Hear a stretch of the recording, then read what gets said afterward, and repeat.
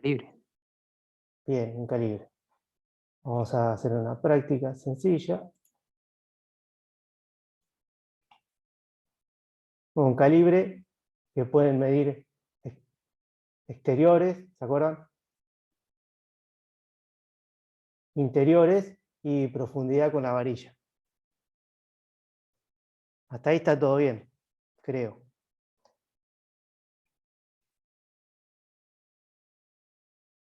Bueno, lo que quiero hacer es hablar un poquito de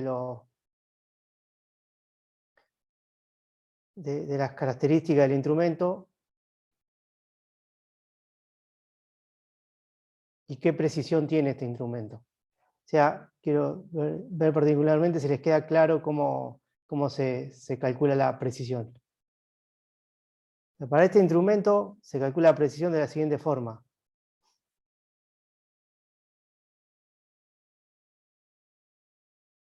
O sea, la cantidad de divisiones sobre la cantidad de divisiones que tiene el nonio. Nonio en la parte móvil.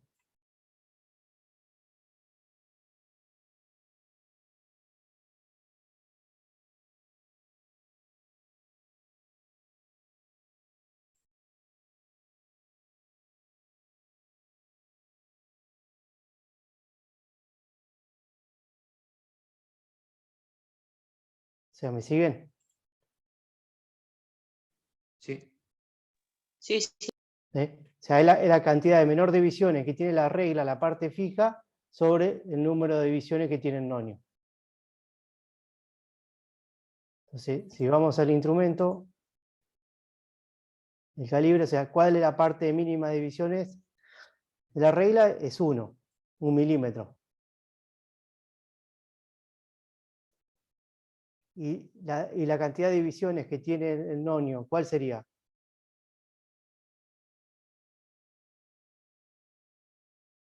¿Cuántas partes está dividido el nonio? 20. 20. 20. O sea, 1 sobre 20 va a ser la precisión de este instrumento.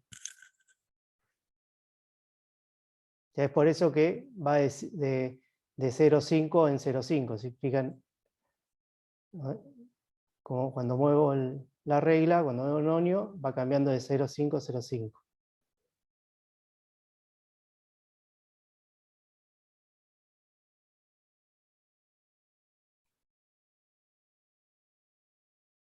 Después, ¿cómo se hace para saber las primeras unidades del instrumento? O sea, lo que hay que buscar es cuando la indicación del 0 coincide con... O sea, el entero coincide con la parte de la regla fija. Entonces, en este caso, es 31, 32, 33, 34, 35. ¿35 con cuánto? Y empiezo a fijar hasta que encuentro la coincidencia. Se ven que está coincidiendo el 25, o sea, el 2,5. ¿Lo llegan a ver acá? Nos vamos a la lupita. Y coincide esta unidad con esta unidad. O sea, de esa forma tenemos 35,25.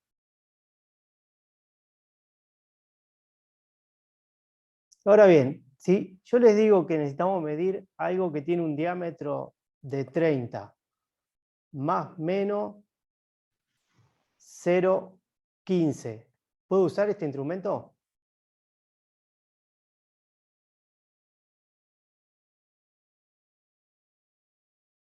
No, no. No, no. ¿Por qué?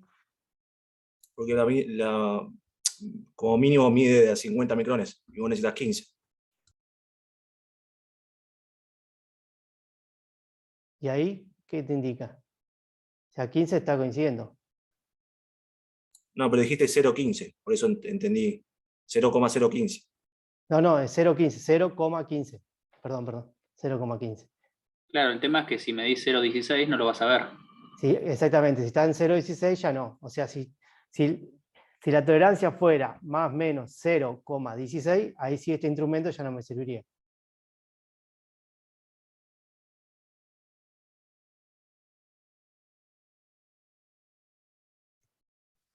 ¿Está claro?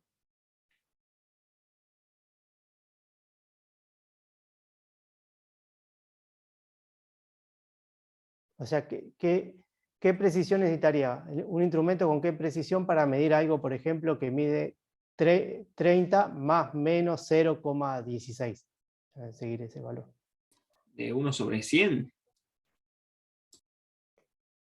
O sea, claro, exactamente. Ya ahí estaríamos 1/100 o un micrómetro. Un micrómetro podríamos.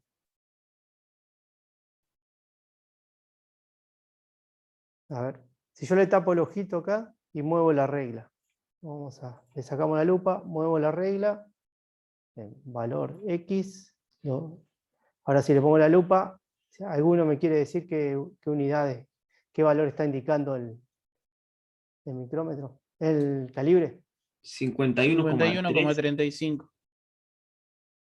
A ver. Sí, 35. 51,3 está acá, está un poquito pasado, entonces 35. Abrimos el ojo, muy bien. O sea, ¿alguien no lo entiende? ¿O quieren practicar con otro valor? No pasamos a otro instrumento.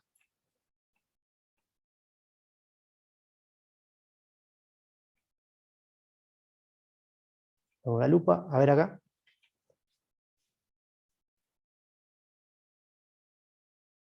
Por lo menos para ir practicando un poquito y tener en tema. Después se los paso si quieren al simulador. ¿Qué valor indica? 31,65. No, 35,65. 35,65. 30 y 1, 2, 3, 4, 5. Lo hago así porque a veces sea más fácil, ¿no? Y nos fijamos acá cuál es la que coincide. O sea, el 6 está pasado, el 7 no llega, el 65 es el correcto. ¿Mm? Perfecto. Vamos a buscar otro instrumento.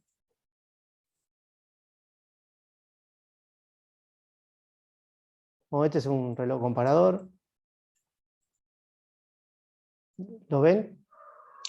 Pablo, Sí, bien. después, ¿podrías por favor pasar el simulador? Pues está bueno para Sí, practicar. se los paso, se los paso. Hay aplicaciones también que se las paso. O sea, conozco de Android, pero se las paso para que las tengan.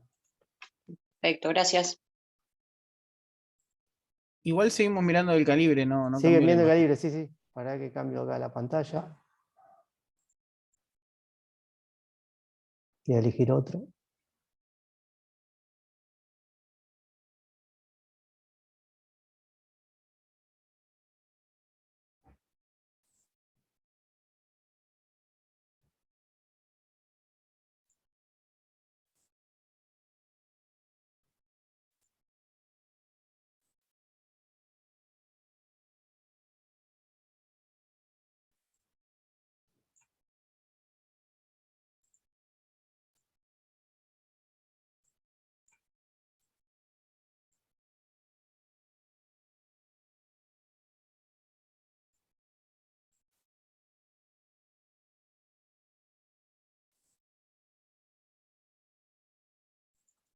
Ahora sí, ¿lo ven al micrómetro? Sí, sí, se ve perfecto. Sí. ¿Mm? Bueno, este es un micrómetro milesimal. Bueno, acá dice en la herradura el rango, o sea, de 0,25 milímetros. Y el valor de la precisión. Vamos a abrir el ojito. Este no tiene lupa, pero bueno, está dividido en dos, así que pueden ver.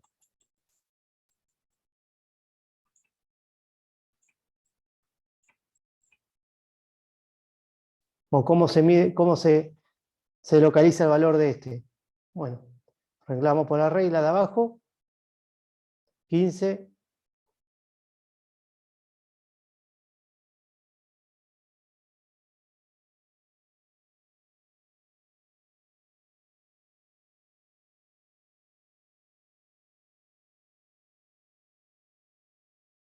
Y después, bueno, luego la parte que coincide, ¿no es cierto?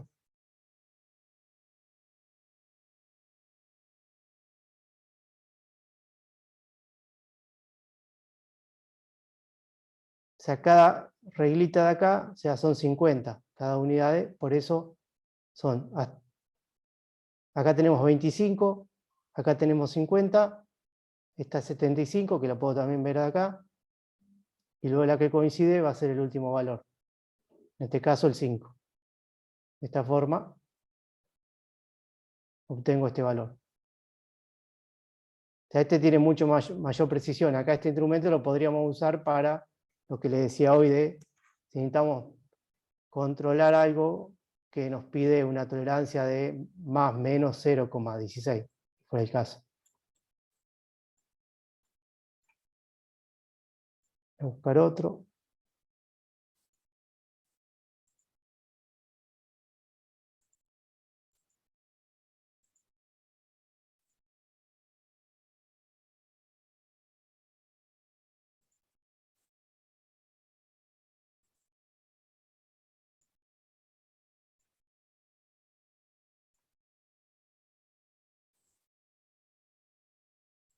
Bueno, ¿este qué instrumento es?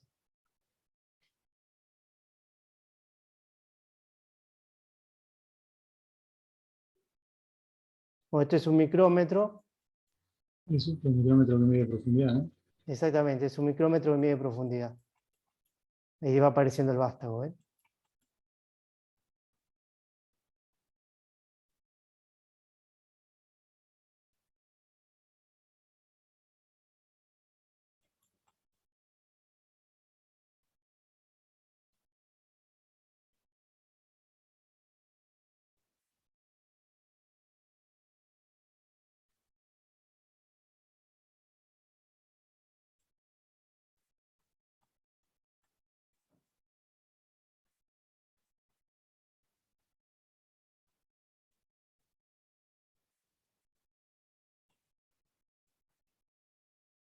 O sea, de esta forma tiene valores. O sea, la escala acá va al revés porque está midiendo profundidad. O sea, a medida que se va cerrando el tambor, va midiendo mayor valor.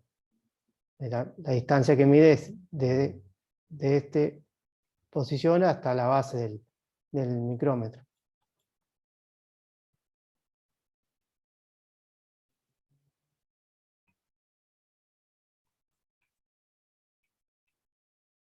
Bueno, más o menos esto era un repasito que quería hacer para no tener alguna duda. Igualmente se los voy a pasar para que practiquen y tan buenos que son interactivos, tienen, o sea, uno puede poner el ojito y empezar a medir, después estaría la respuesta habilitando el ojo. Bueno, con eso más o menos estaríamos.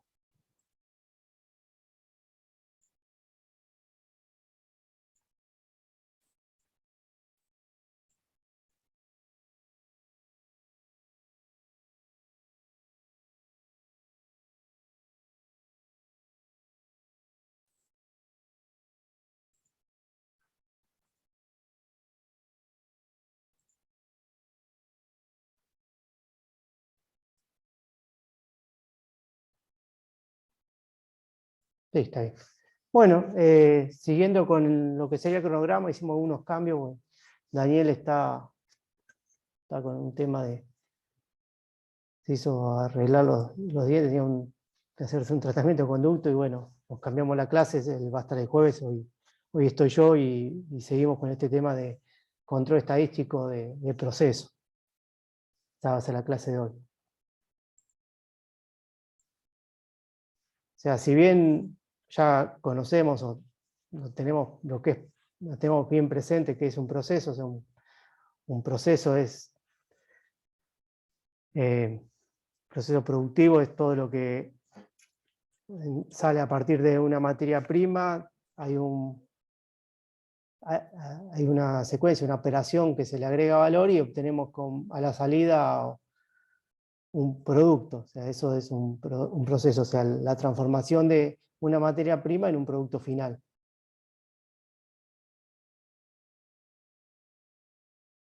Bueno, ahí existe una herramienta que se llama control estadístico de proceso, que se utiliza o es necesaria para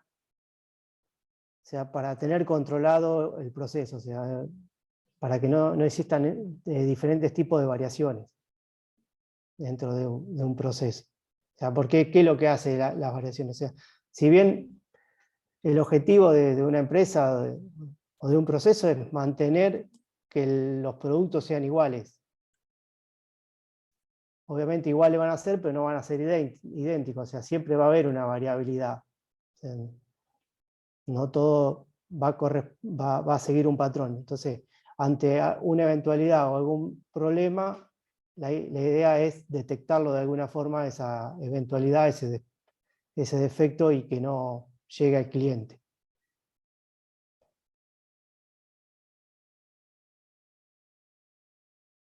O sea, esos tipos de variabilidad son los que ocurren, pueden ser por la mano de obra, la maquinaria, el material, el método, el ambiente y también la falta de mantenimiento. O sea, más que nada la regla de las 5M, ¿no? Eso lo conocen todos. Entonces, cualquier variabilidad con la mano de obra nos va a entregar el producto que buscamos.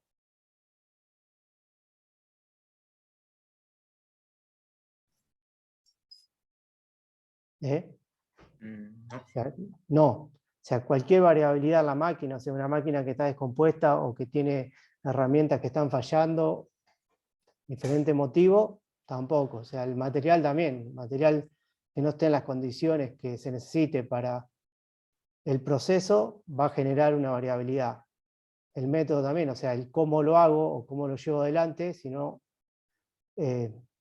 lo hago respetando el método, seguramente va a generar una variabilidad. También pasa con el ambiente, o sea, si no es el ambiente adecuado, existe una variabilidad, y si no cumplo con el mantenimiento, o sea, con las tareas que pacto para que el producto salga siempre de la misma forma y que no haya desvío, obviamente van a existir variaciones. O sea, cualquier cambio que exista genera una variabilidad. A veces existen cambios que generan una variabilidad o una diferencia constante, y otras veces pueden ser que ocurran problemas o variabilidades puntuales que no sean repetitivas.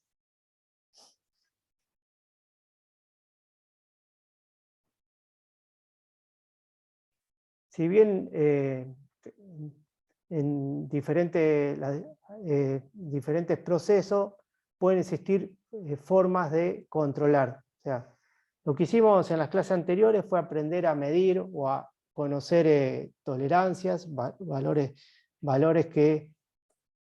rangos que nosotros tenemos que mantener de alguna forma, porque así lo desea el cliente, y existiera, ¿se acuerdan que decíamos que las tolerancias existen para que exista la intercambiabilidad de productos? O sea, yo puedo sacar uno, poner otro y que no se genere ninguna diferencia. En un proceso, para mantener esas tolerancias o esos atributos que se definen por plano, o la define el proyectista, existen diferentes formas de controlarlo. O sea, una de las formas para controlar es el control unitario o control del 100%. O sea, controlo todo el lote.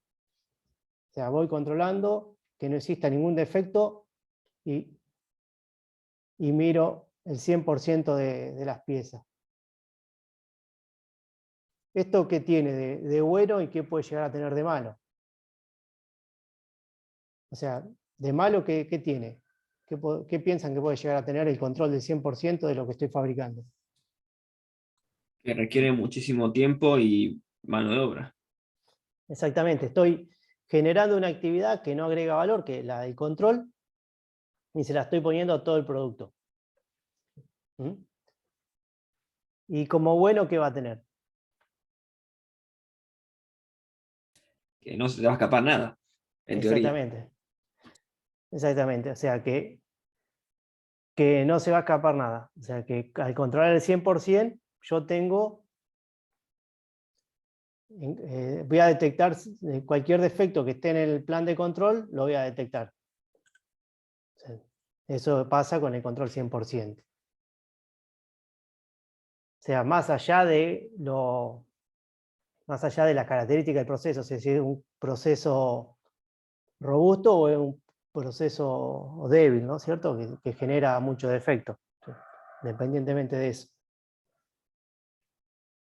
Como acá es lo que decíamos, el control se hace largo, costoso y fastidioso. Otro tipo de control puede ser, no sé, hago un lote de 1000 piezas y decido hacerle el control una vez al final de la producción. O sea, controlo, ¿qué pasaría acá? ¿Cómo creen que es este control? No es tan exacto como el anterior, pero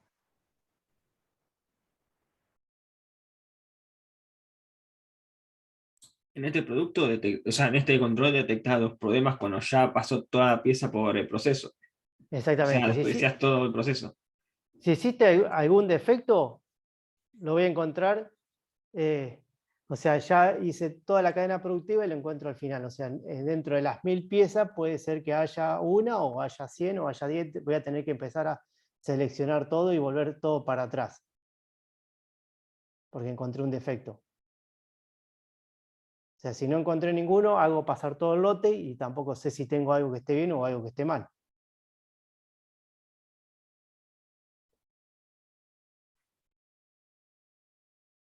No, bueno, como ventaja es algo rápido. O sea, solamente me emite el control de una sola pieza. Pero bueno, como decíamos, o sea, si pasa todo bien, si encontramos que ese control que hice está bien, arriesgo mucho porque paso para el final algo que puede estar mal, y si encuentro algo que está mal, voy a tener que volver a verificar que todo lo anterior esté bien. O sea, todo lo que considero yo que le agregó valor, ese fue en vano porque generé piezas malas. ¿Se entiende?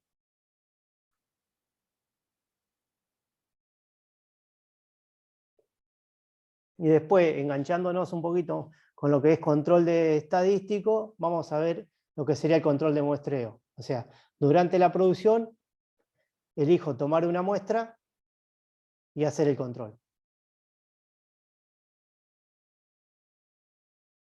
Esto es lo que tiene bueno, que es rápido, se hace durante el lote, o sea, no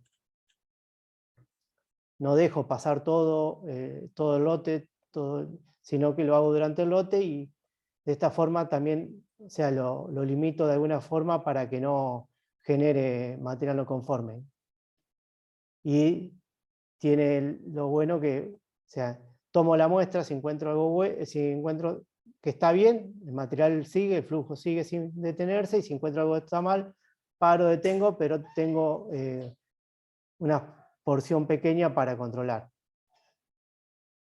Los tres tipos de controles que se pueden, los tres formatos de control, ¿no es cierto? O sea, el control va a ser el mismo en cualquiera de los tres formatos. O sea, lo que uno decide controlar va a ser lo mismo, pero lo puedo hacer en diferentes frecuencias o formatos.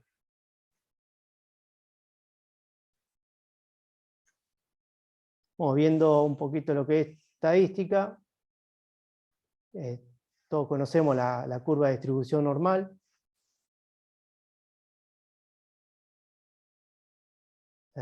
Estar dividida en tres zonas.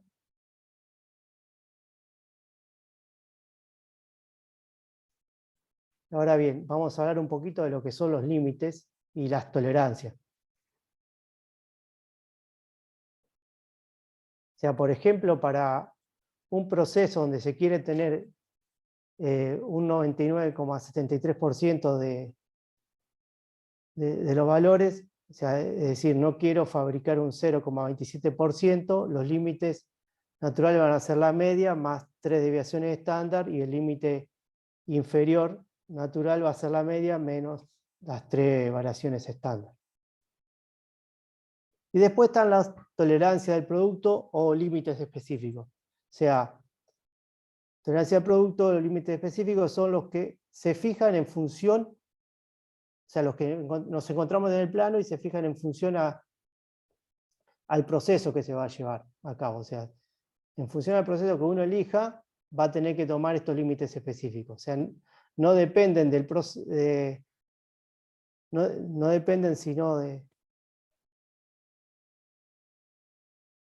O sea, no dependen de la cantidad de piezas defectuosas, pero sí dependen de las características que quiero lograr o cómo lo quiero llevar adelante. Esto directamente es lo que planifica el proyectista.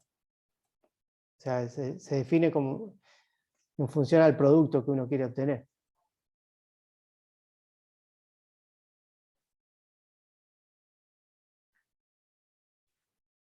Bueno, si bien les había dicho que existen variaciones en un proceso, están las que son de tipo aleatorias o normales o comunes, que estas tienen que ver con la característica del material utilizado, la variación de temperatura, la variabilidad introducida por el operario, el diseño inadecuado. O sea, casi las primeras son la gran parte de las 5M, y las que son identificables, o también llamadas especiales o asignables. Esta puede ser las averias o de una máquina, según la rotura de una máquina, un error humano, herramientas defectuosas, también un setup o una preparación incorrecta, y cambios erróneos de material. O sea, ¿por qué pueden ser aleatorias o normales o comunes? ¿Y qué diferencia hay con las identificables? O sea, cualquier variación de alguno de estos parámetros va a hacer que exista una variación del producto, pero va a costar mucho identificarla. En cambio, cuando son identificables, especiales o asignadas, nos podemos detectar de una forma mucho más sencilla. Por ejemplo, un agujero que sale grande. O sea, ahí se lo vamos a asignar a la máquina, o sea, no, porque la herramienta está mal posicionada o la pieza está mal posicionada, o un agujero que sale chico, pues la herramienta está desafilada o con mucha rebaba. Entonces esa causa se va a hacer identificable y se va a hacer repetitiva.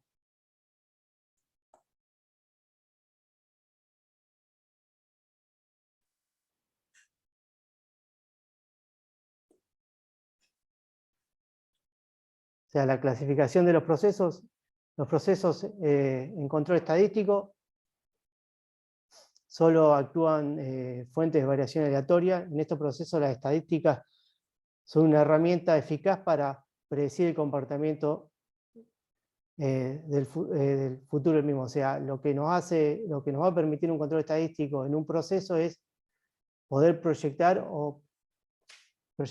qué es lo que puede llegar a ocurrir. Entonces, ante cualquier desvío o cualquier diferencia, ya puedo empezar a tomar acciones para que ese desvío no sea aún mayor. En cambio, un proceso que está fuera de control estadístico actúan fuentes de variaciones identificables. O sea, estos procesos, las estadísticas solo son aprovechables para detectar y eliminar las causas especiales de la variación. Estos procesos son inestables e imprescindibles.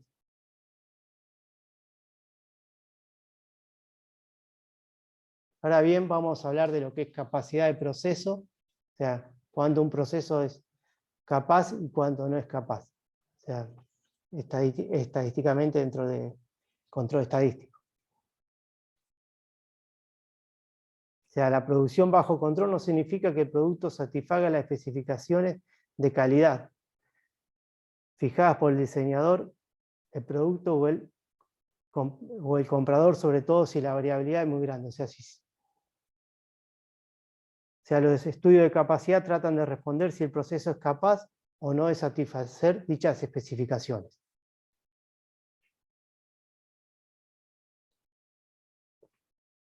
A ver, ¿alguien me escribió en el chat?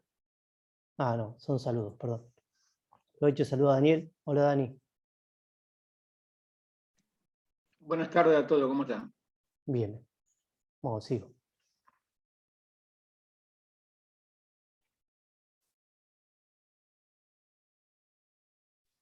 Bueno, el objetivo de lo que es la capacidad de proceso es analizar hasta qué punto resultan conformes el proyecto los artículos producidos mediante la proporción de defectuosos. O sea, esto es para medir la capacidad del proceso, para cumplir las especificaciones de calidad mediante los índices de calidad. Ahora vamos a ver bien qué es un índice. Y cómo se hace un análisis de aptitud de proceso. Bueno, el uso más importante es predecir cuán bien cumple el proceso las tolerancias, ayudar a los diseñadores de productos a seleccionar o modificar el producto, especificar los requisitos para el funcionamiento de nuevos equipos, y elegir entre nuevos proveedores y reducir la variabilidad de un proceso de manufactura modificando o revisando el proceso.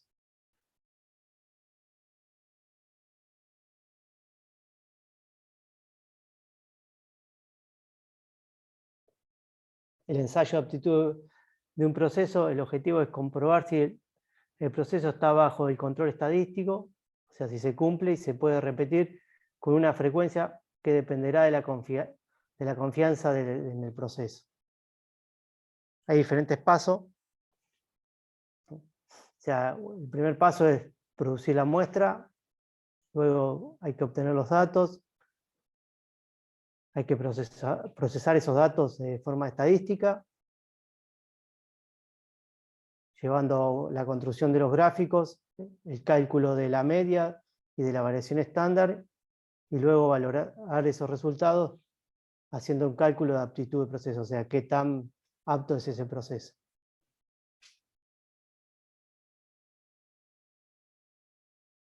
Existen dos índices que son, o sea, dos índices que nos van a dar la aptitud del proceso. O sea, lo que son el índice de capacidad de proceso, el CP, y el índice de capacidad unilateral, o sea, el CP, para calcularlo, es el límite superior menos el límite inferior sobre 6 sigma, y el índice de capacidad unilaterales se calcula, o sea, hay que calcular los dos.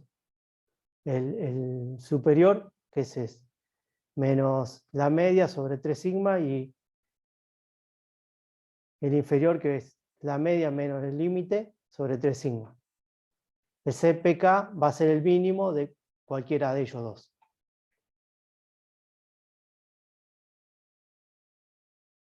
Acá lo que hay son diferentes ejemplos de CP, o sea, del índice de la capacidad de proceso.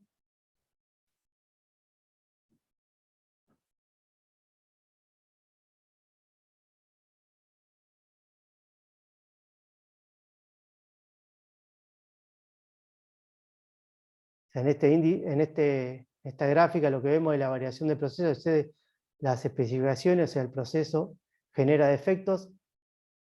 El proceso apenas alcanza especificación del proceso, produce muy poco defecto, y en este caso la variación del proceso es menor a las especificaciones, o sea, en este caso no se genera proceso, o sea, para CP menor a 1 se generan defectos, para CP igual a 1 muy poco defecto, o sea, menos del 0,3%, y para un CP mayor a 1 es un proceso totalmente sin defectos.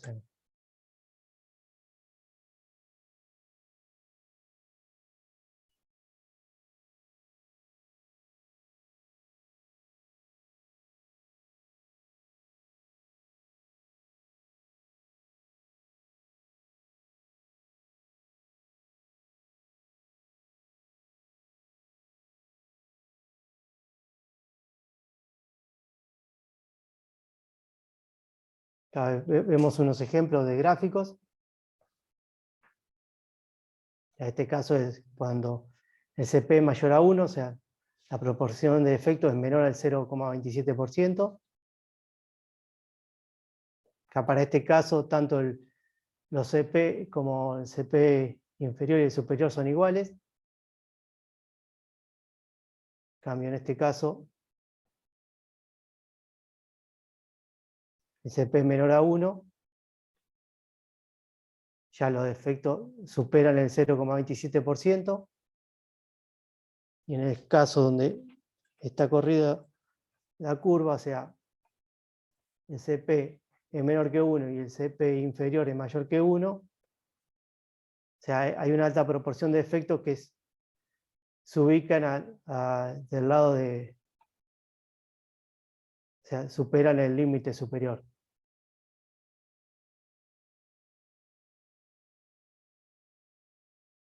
Esta es una tabla donde vemos los valores recomendados de CP y CPK. O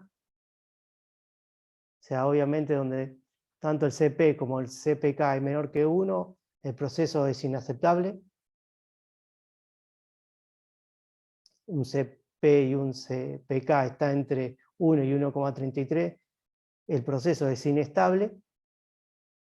Para mayor a 1,33, o sea, de 1,34 a 2, es aceptable, y cuando supera 2, el CPK o el CP es mayor que 2, el proceso es bueno. O sea, la distribución del proceso tiene margen de seguridad y no se generan defectos.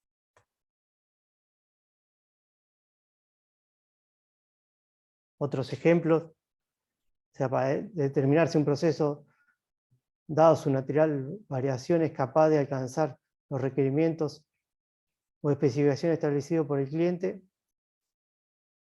Ya, para este proceso, donde la curva está desplazada, el proceso es especialmente capaz de alcanzar los requerimientos. O sea, parte parte de las muestras están fuera de del límite superior y no cumple la curva. En cambio, el proceso es totalmente capaz de alcanzar los requerimientos.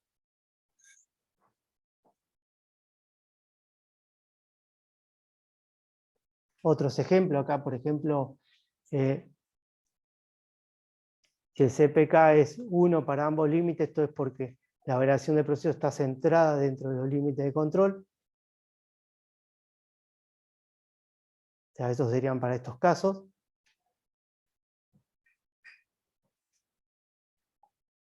Si el CPK es mayor que 1, el proceso está orientado con menor defecto, que es este caso.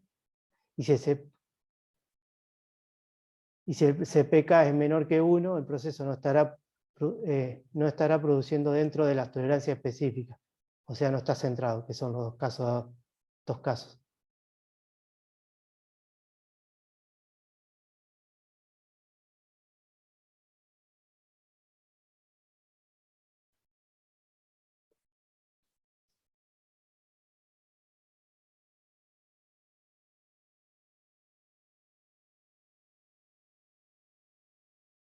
De diferentes casos de gráficas.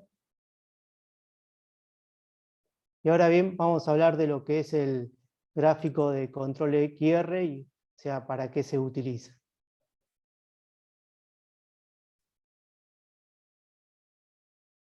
Se utiliza para establecer una línea base de medición, detectar variación por causas especiales, asegurar que el proceso es estable y predecible, mostrar tendencias, proporciona también información de diagnóstico, o sea, saber dónde estamos parados, monitorear el proceso todo el tiempo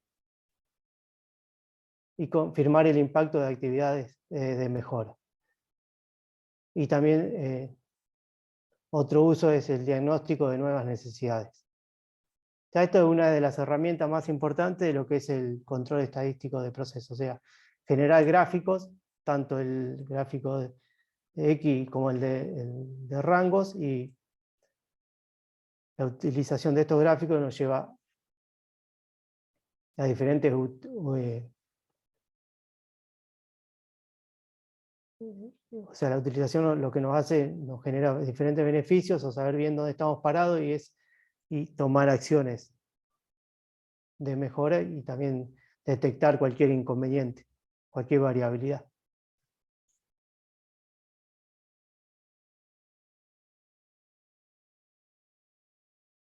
El gráfico de XR se utiliza cuando la característica de calidad se desea controlar y es una variable continua. O sea, lo que vamos a hacer, o sea, cómo se formula o cómo se lleva adelante un gráfico XR es a través se selecciona un proceso, se seleccionan las muestras del producto y se van haciendo mediciones, o sea, obteniendo valores, datos. La finalidad de un gráfico XR permite analizar la aptitud de un proceso, ver si el mismo está en control o si está fuera de control, y permiten realizar un control continuo sobre el proceso, ya en control estadístico. O sea, detecta cualquier proceso, o sea, detecta si existe algo que sale de los límites naturales.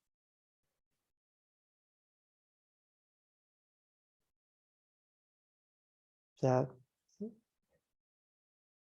como definición tenemos lo que es, se toma el rango, que el rango es la diferencia entre el valor máximo y el mínimo de la muestra. O sea, por cada muestra lo que debemos hacer es calcular el rango. Y la media a partir de allí se obtienen dos gráficos. Uno es el gráfico de R, o sea, y otro va a ser el gráfico de X, que lo que nos va a indicar son los desplazamientos de la media.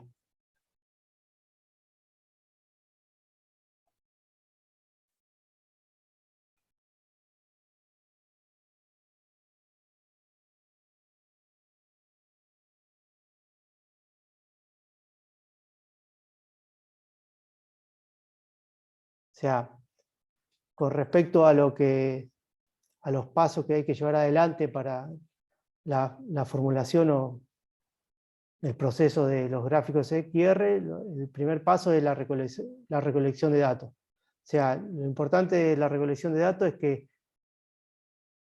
deben ser datos recientes, o sea, del proceso, o sea, no guardarse los datos y hacerlo en otro momento porque no va a tener mucho sentido. Para esto, para la recolección de los datos, lo que hay que hacer es formar una frecuencia, o sea, que pueden ser diferentes horas del día o en diferentes días, eso se determina en función al proceso, pero obviamente todos tienen que ser del mismo tipo de producto, los datos.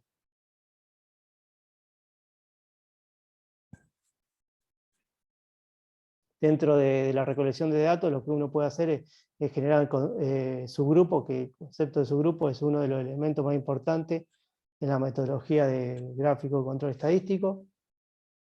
El principio consiste en organizar, o sea, esos datos, los datos de proceso en una forma tal que asegure la mayor similitud entre los datos de cada subgrupo y la mayor diferencia entre los datos de subgrupos diferentes. Ahora vamos a ver un ejemplo y va a ser mucho más sencillo.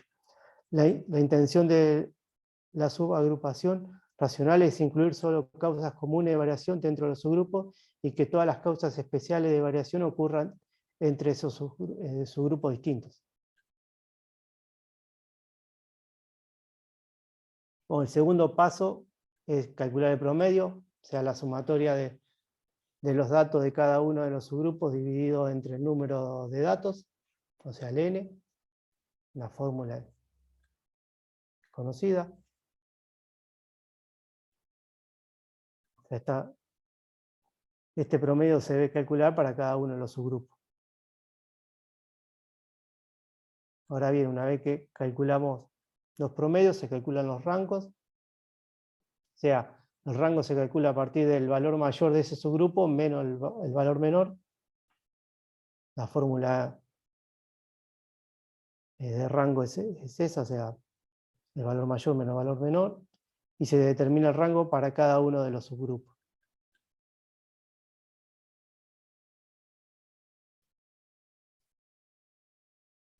El paso 4 es el promedio de la variable, o sea, sumatoria de todos los valores medios y se divide entre el número de subgrupos.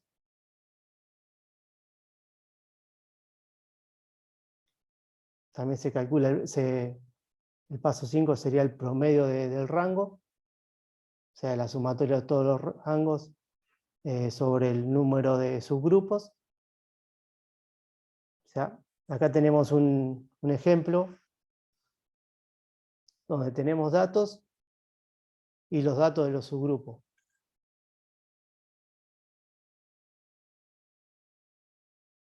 En esta fila, en esta columna, lo que es la suma, bueno, la suma sobre n sobre 4 nos da el promedio, y el rango es el valor mayor menos el valor menor. O sea, para este caso, el valor mayor es 13,8, el valor menor es 11,8, la diferencia es 2. Y así para cada uno de los subgrupos.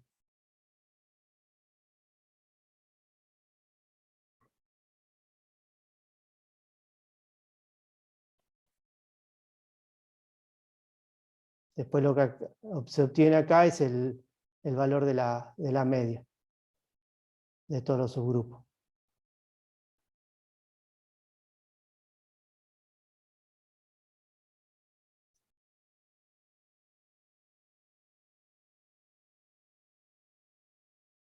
O sea, de esta forma uno puede ir armándose el gráfico. O sea, acá estos son los valores obtenidos en la muestra y el valor promedio lo va a indicar con un punto. Entonces el formato de cada diferente muestreos va a ir armando el gráfico.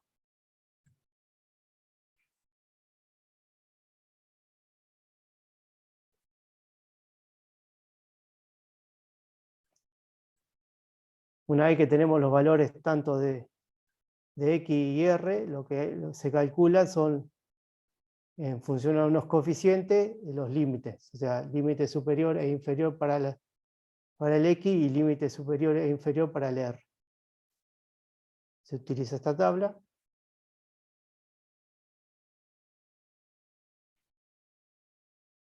Y la siguiente fórmula. O sea, el límite central, o sea, la línea central va a estar dada por el promedio de las X, y el límite superior va a estar dado por el valor medio más A2 por el rango, y el límite inferior va a ser la X menos A2 por el rango. O sea, estos valores se sacan de tabla. O sea, A2 y n es el número de cantidad de la muestra. O sea, tengo que entrar por el número de cantidad de la muestra y el A2 y obtengo ese valor.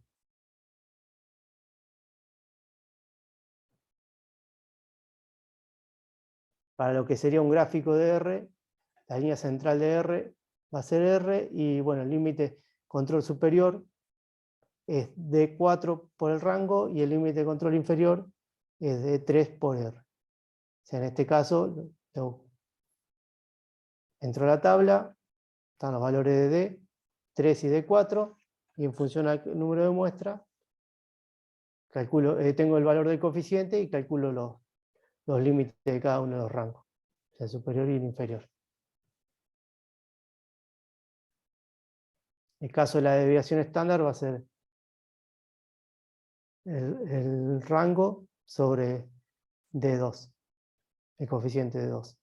El coeficiente de 2 es el que está marcado con la línea roja.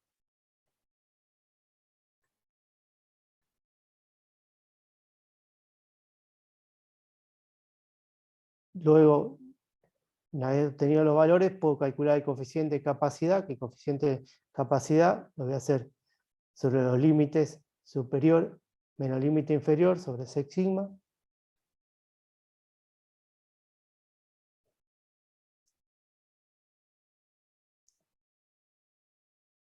Acá lo que vemos es un ejemplo de un gráfico de X. Este es de rango. O sea, lo que se ve está indicado la media, 11,2, los límites superiores y el inferior, y cómo se van moviendo los puntos dentro de la curva. O sea, se mantienen casi dentro de la media. Acá en el punto 12 y el punto 13, o sea, la muestra 12 y 13, algo pasó. Por ejemplo, esto puede ser una máquina que está perforando un agujero, el agujero empezó a salir fuera de medida, se detectó, se cambió la broca y cambió notablemente los valores. Después se hicieron los ajustes y se volvió a mantener. Podemos ver de esa forma el ejemplo.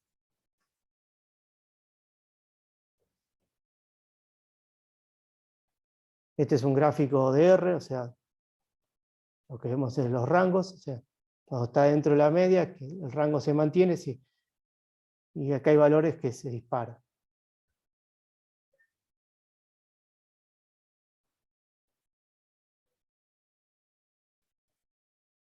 Acá este mismo ejemplo, donde tenemos las indicaciones, dice el gráfico, o sea, los puntos de la media, bueno, ya se los comenté, y el punto del rango.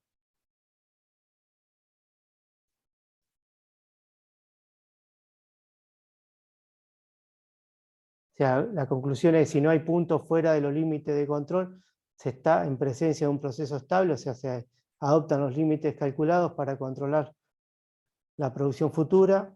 En cambio, si un punto está fuera de control, o sea,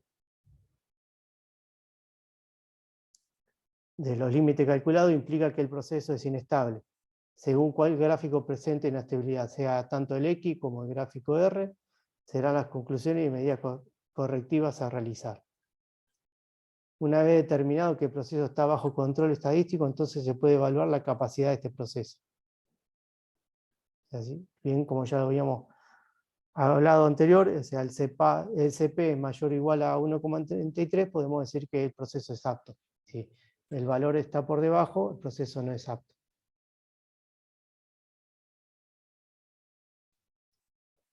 Estos son diferentes gráficos tomados de evaluaciones que se han hecho con algún programa de computadora, o sea, también existen varios programas que uno carga directamente los valores y el gráfico lo hace directamente. Igualmente, si están para mostrar y para ver si ven o encuentran algo que les llama la atención.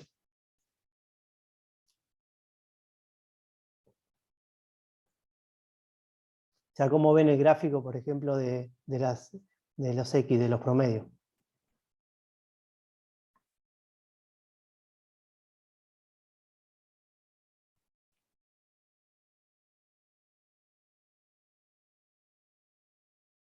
¿Me siguen? ¿Me escucharon? ¿Hay alguien o se fueron todo el partido ya? Sí, Sí, estamos acá. Dentro de RAM. O sea, ¿cómo ven el gráfico de los promedios?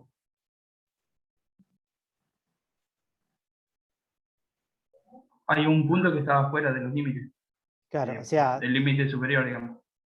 por ejemplo, si yo te digo, mirando el intervalo de la muestra 1 a la muestra 128, ¿cómo ves ese gráfico? Digamos, es estable, digamos. Es estable, o sea, lo ves que los valores están dentro del control, o sea, que no se dispara Claro. nada. Ujú.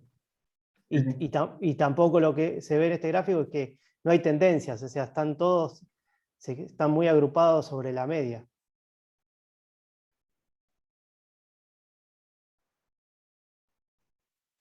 O sea, no existe una tendencia que vos te diga, voy a tomar acciones. O sea, lo que sí te aparece dentro de la muestra 150 más o menos es un punto que está muy por afuera. Y después como que vuelve a la normalidad. O sea, algo en ese momento pasó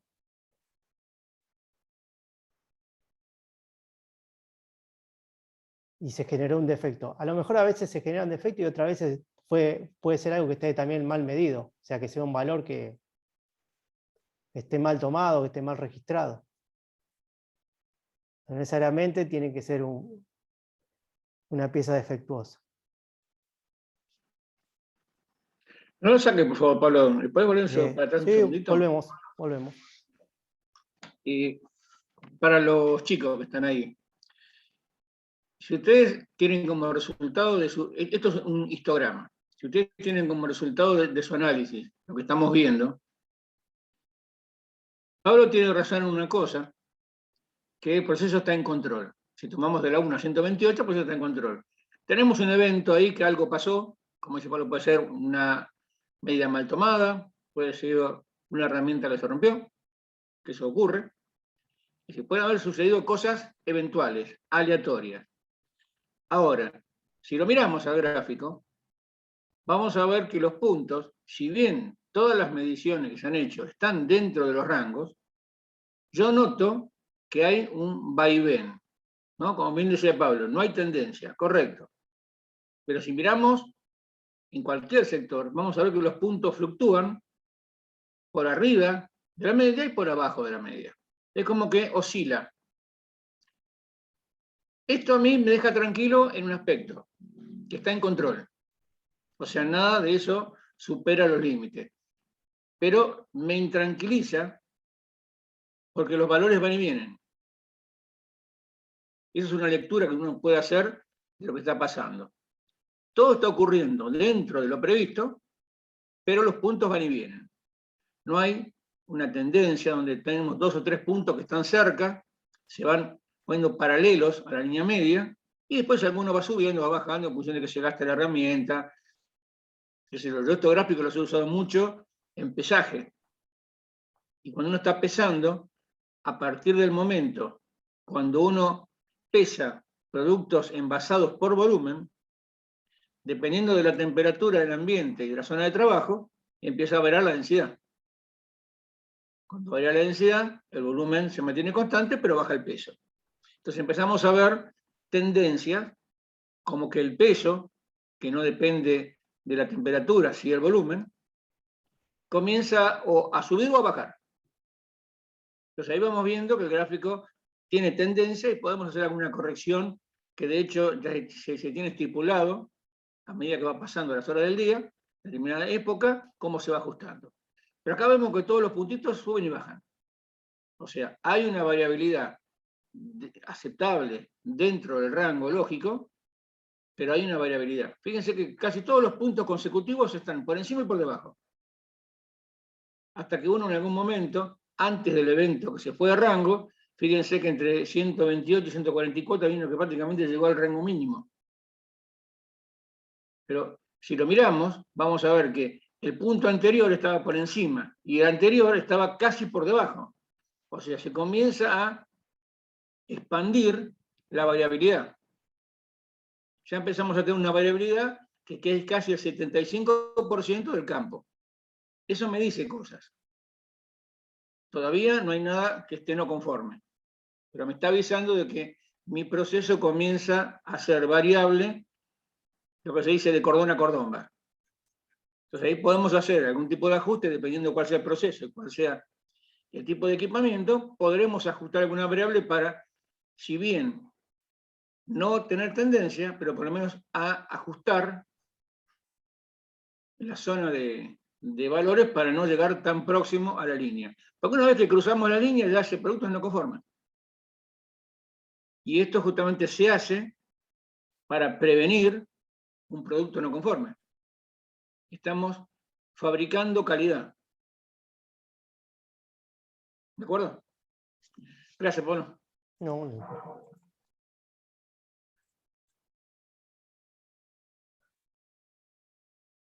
Otro ejemplo de lo que es un gráfico de QR. Acá lo que muestra el gráfico se llama rachas, o sea, una racha donde está por debajo de la media y otra racha donde está por arriba y a su vez también se encuentran diferentes valores que están por arriba de los límites superiores.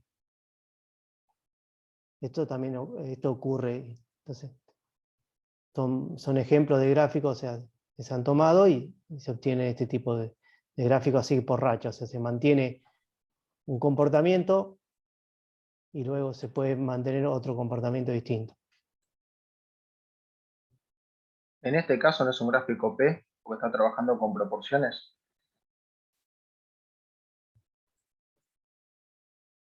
Proporción de disconformidades. ¿Sí? Puede ser.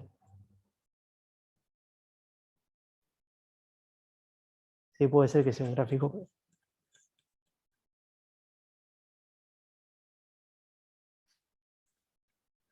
Entonces esta racha, un ejemplo puede ser que se hayan introducido nuevos trabajadores, máquinas o equipos. Entonces se toma una acción y eso hace que se cumpla este comportamiento. También puede ser que se haya cambiado el método de inspección. O sea, esto quiere decir que, pues, que el proceso mejora o desmejora, o sea, dependiendo para qué, cómo se comporta la racha, o sea, el comportamiento de los valores repetitivos.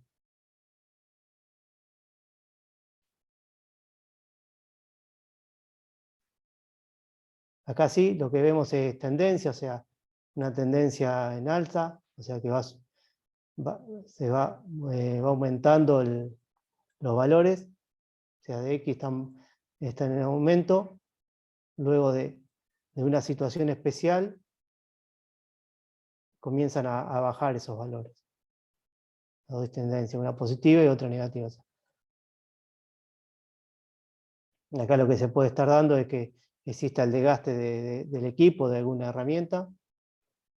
También suele ocurrir cuando el operario está haciendo siempre el mismo trabajo y ya no lo empieza a controlar o no controla el proceso. Y bueno, ya había hecho lo del desgaste de la herramienta. Las máquinas cuando no tienen mantenimiento adecuado empiezan a tener diferentes desgastes y eso hace que existan esos tipos de comportamiento tanto en alza o de crecimiento.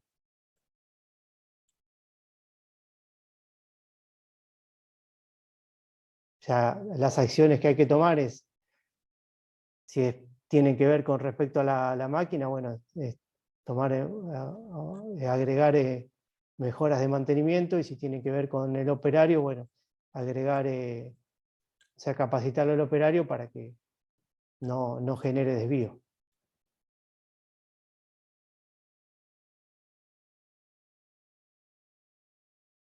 Este es un gráfico con periodicidad donde se ven oscilaciones, o sea, lo que decíamos hoy, está dentro de los valores, o sea, dentro de los límites, pero hay valores, o sea, es punzante, o sea, hay valores que están más cerca de la media y otros están más alejados, o sea, se encuentran más cerca del límite superior.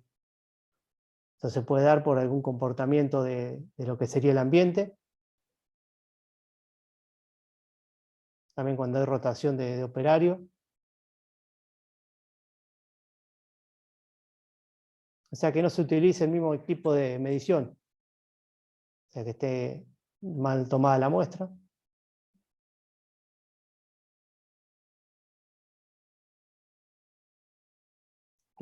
Este gráfico es similar al anterior, pero existe inestabilidad muy diferente. O sea, hay valores que están muy por debajo de la media, o sea, están casi sobre el límite inferior, y otros valores que están sobre el límite superior, o sea, totalmente punzante.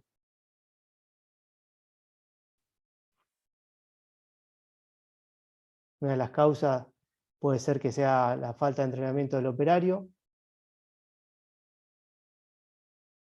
Puede ser que esté mezclado el material y haya dos lotes de materiales diferentes. Por eso se obtienen valores distintos, muy distintos.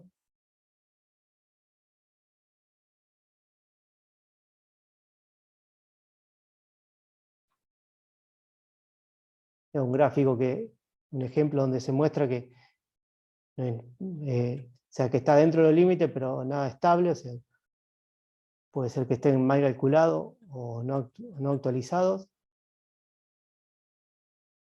O sea, los datos se tomaron incorrectamente.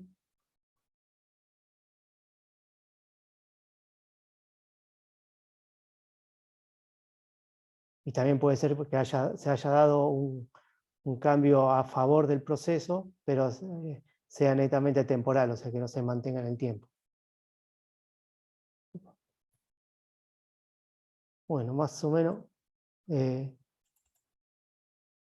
pues estos ejemplos ya estaríamos terminando. Si alguno quiere hacer algún comentario, preguntar algo. Hoy habían preguntado en el chat para qué sirven los gráficos. O sea, los gráficos se utilizan para eso, o sea, para detectar anomalías, o sea, y ver tendencias. O sea, puntualmente es eso y tomar acciones. Y lo bueno, la utilidad que te dan, o sea, cuando uno toma acciones es que esas acciones sean puntuales porque ya sabe en función a los datos que tomó cuáles son las causas. Y en función a esas causas es tomar la acción adecuada. Y también es para que no se dispare, o sea, si uno lo mantiene dentro de... O sea, los datos, o sea, los valores están dentro de control. Y los puede mantener dentro del control, pero si empieza a haber tendencias o empieza a haber cosas que se esté generando algunos de estos ejemplos, se toman acciones y se reducen la cantidad de efectos. O sea, esa es la funcionalidad del gráfico. Me había preguntado Leandro. En realidad yo preguntaba o sea, antes que vos, digamos, después lo vi con este gráfico último que presentaste, si se usaban las gráficas P, porque yo había visto en estadísticas estaban las X, las R y las P. Entonces me llamó la atención, digo, que no se utilizan las P, entonces se utilizan más las X y la R, que son medio y rango. Entonces iba por ese lado mi pregunta, pero después vi que acá presentaste una, que es proporción en función del número de muestras. Sí. Y que establece límite superior e inferior, que son proporciones. Era eso. Bueno. ¿Alguno quiere hacer alguna otra consulta?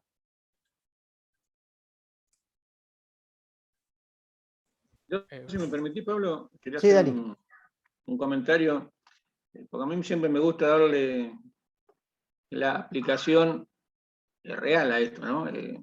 Una vez ve muchas herramientas y están bárbaras, pero después dice, ¿y esto cómo se aplica? ¿Dónde se aplica? Voy a aparecer así, por lo menos. Control estadístico es una herramienta global, fuera de todo lo que compone el control estadístico, que lo que me permite es no generar scrap. Porque hay una discusión, que no es una discusión, pero a veces hay puntos de vista, sobre el control de calidad y la calidad en sí misma. Ustedes como futuros ingenieros deberán ya estar dejando el concepto de control de calidad como una herramienta útil y ya estar pensando en fabricar con calidad, que es un poco lo que permite con el control estadístico. Cuando uno hace control de calidad convencional, que de hecho hay rubros que todavía no se puede dejar, como el caso, por ejemplo, del farmacéutico, pero ahí intervienen otros factores, más que el técnico. Cuando uno hace control de calidad convencional, o sea, controlar un producto hecho, en realidad estamos haciendo un poco el análisis del muerto. Cuando uno hace control de calidad de una variable, pueden pasar dos cosas. Que esa variable esté conforme, o sea, esté bien, o que esté no conforme, esté mal. Lo mejor que nos puede pasar es que esté bien. Entonces el producto sigue conforme, sigue su ruta, o lo embalo, o sigue el próximo proceso. Si está no conforme, ya está no conforme. Lo encuentro, sé que es no conforme, evito pasar el producto a un proceso posterior, pero ya el muerto está muerto. Me queda hacer la autopsia de saber por qué se murió, pero no lo voy a revivir. En la industria tenemos chance siempre de hacer un retrabajo, tenemos chance de pasarlo en producto de segunda calidad, podemos hacer cosas, pero siempre se van a apartar del plan original, que es fabricar determinada cosa. Entonces, cuando uno controla, a la vieja usanza, el control de calidad, lo que hace es descubrir los errores que ya están cometidos. Y como les decía, lo mejor que nos puede pasar es no encontrar errores. Pero, a pesar de no encontrar errores, yo estoy pagándole un recurso que está haciendo ese trabajo. Entonces, la persona encuentre o no encuentre errores, es un costo operativo. Porque el control de calidad no le agrega valor al proceso ni al producto. Es un costo, por donde se lo mire. Hacer control estadístico, o sea, ya empezar a pensar al revés, en fabricar con calidad, evitar que se produzca el defecto, no encontrarlo, lo que nos ayuda justamente es a evitarnos ese costo del control que va a detectar errores cometidos. Y también tiene otros aspectos que a veces no los vemos si no estamos metidos en ellos. Por ejemplo, imagínense un caso, a mí me tocó trabajar en industria de pintura. Entonces la línea envasado de pintura, vamos a hablar de envases de 1 litro, o de medio litro, de cuarto litro, exactamente lo mismo, de pintura sintética. En la etiqueta dice medio litro, 1/4 litro, 1 litro. Eso es un compromiso que yo le entrego a mi cliente, tanto cantidad de pintura. Y como les contaba recién, en las épocas de mucho calor o mucho frío, la densidad cambia.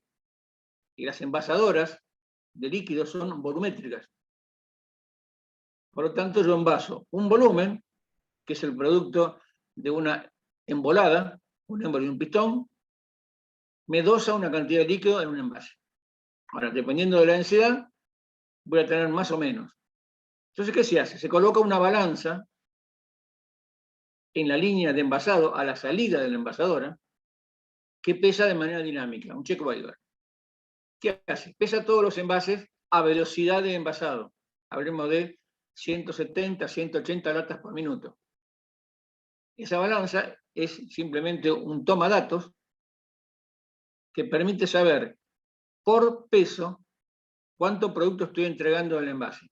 Afectado por el factor de densidad me da el volumen. Porque acá tenemos dos aspectos a tener en cuenta. ¿Por qué es importante esto? Si yo le entrego a mi cliente menos del volumen que yo le estoy diciendo que le voy a entregar, estoy faltando a mi cliente. Y el TAC comercial me puede hacer una denuncia, me pueden inclusive hasta hacer una clausura, pues lo estoy engañando a mi cliente. Le prometo, medio litro le estoy entregando un poquito menos. Si me pongo a cubierto y le entrego de más, es una pérdida económica para mí, porque estoy vendiendo medio litro con los costos muy ajustados y estoy entregando un poco más. A fin del día, quizás entregué 200 o 300 litros más de pintura de lo que debería haber entregado. Ese costo se licuó. Ahora, el costo se licúa desde el punto de vista de lo que yo gano, pero de lo que yo gasté va a estar. Entonces, necesito tener con mucha precisión definidos los límites máximos y mínimos y entregar lo que corresponde, ni más ni menos. Eso es una aplicación directa del control estadístico. Y los equipos estos están asociados a un equipo PLC que lo que va a hacer es variar la carrera de ese pistón, dándole más o menos carrera, que se va a traducir en más o menos volumen dentro del envase. Hablamos de correcciones mínimas, pero son de manera automática, ya no interviene una persona. El equipo que va midiendo va siguiendo el histograma, cuando ve que tiene tendencia y que se está yendo hacia arriba, si estoy entregando cada vez más productos, me ajusta, me reduce la carrera, entonces comienzo a entregar cada vez menos productos. Cuando veo que estoy entregando menos, que ya me estoy por ir por abajo de lo que tengo que entregar, ajusta, estira la carrera del cilindro, del pistón, entonces entrego más volumen. Esa es una aplicación real para trabajar con los costos y con la ley en un proceso industrial. Hay otro montón, son todo ese tipo de ejemplos, pero este creo que es el más claro y nos va a ayudar a entender la utilidad y el uso de estas herramientas. ¿Alguna duda de esto?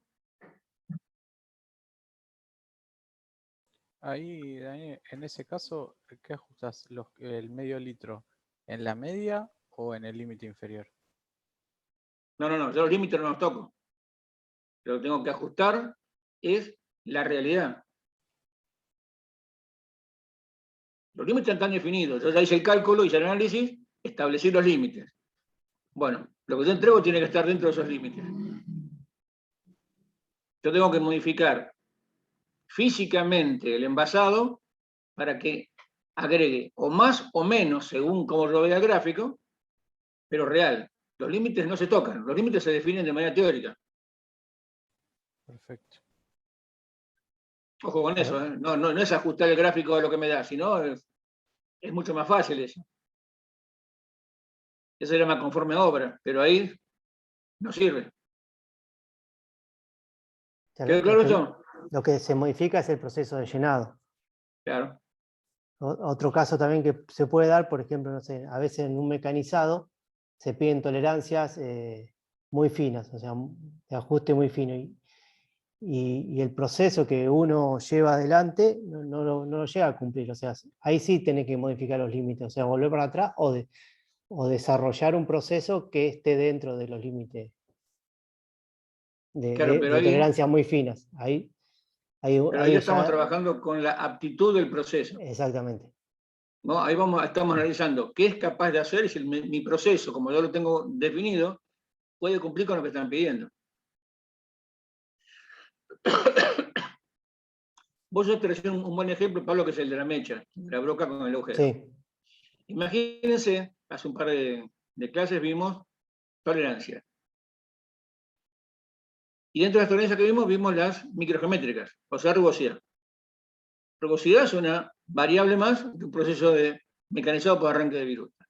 Ahora bien, me piden una receta de 0,08 o 1,6. Vamos a pararnos en el límite. 1,6 se obtiene por torneado, 0,8 ya necesita un proceso de rectificado base. Si la rugosidad que yo estoy obteniendo en el proceso está por encima del 1,6, yo tengo que saber cuál es el límite superior de rugosidad. Hasta dónde puede salir más rugoso que lo que me están pidiendo. Porque acuérdense que cuando hablamos de tolerancia, en el caso de los ajustes justos o ajustes deslizantes, la tolerancia pesa mucho. Se empieza a mezclar el rango de tolerancia con el rango de la medida. Entonces, ¿cómo hago para modificar ese parámetro desde el proceso para conseguir bajar esa rugosidad? Bueno, cuando veamos mecanizado por arranque de viruta, vamos a hablar de número de vuelta de la pieza, vamos a hablar de avance. Entonces, yo juego con esas variables para ir consiguiendo la mejor combinación que me dé lo que estoy buscando. Y puede ser que por aptitud la máquina que estoy utilizando me lo cumpla o no. Eso generalmente se hace previo. Cuando uno tiene exigencias muy estrictas en un proceso, vamos primero haciendo estudios a ver qué equipo responde por su estado físico, por su juventud, ¿sí? O por su tipo de trabajo. Entonces, es decir, a este proceso, este equipo lo cumple, este no. Entonces, en el equipo que no cargo ese proceso porque sé que no lo voy a poder poner en control. Y por más que ajuste, no está en condiciones de mantener la medida dentro del histograma.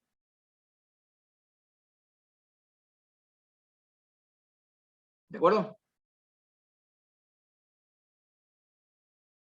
Sí, perfecto. Bien. ¿Pablo? No, yo ya estaría con esto. Bien. La pregunta de siempre, ¿quedó claro? Sí. Pablo, ¿te consulto? Sí, Leandro. El programita este de los instrumentos del simulador, digamos, Sí, ¿ya está subido o lo vas a subir? Ahora se los paso. Después de terminar la clase les paso los simuladores y también unas aplicaciones que pueden tener en el teléfono. O sea, dale, buenísimo. Para practicar.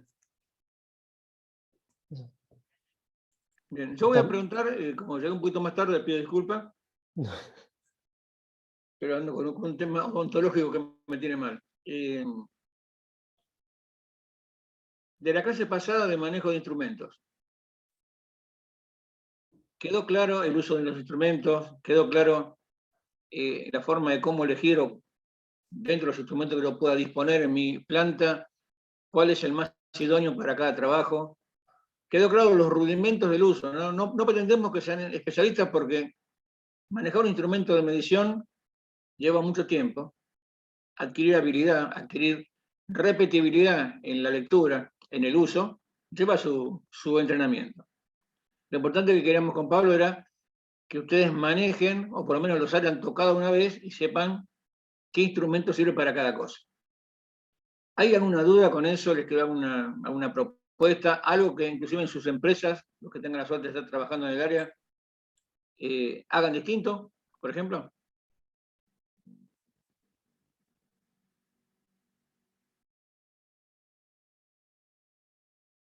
No, profe, todo claro. Excelente, buenísimo.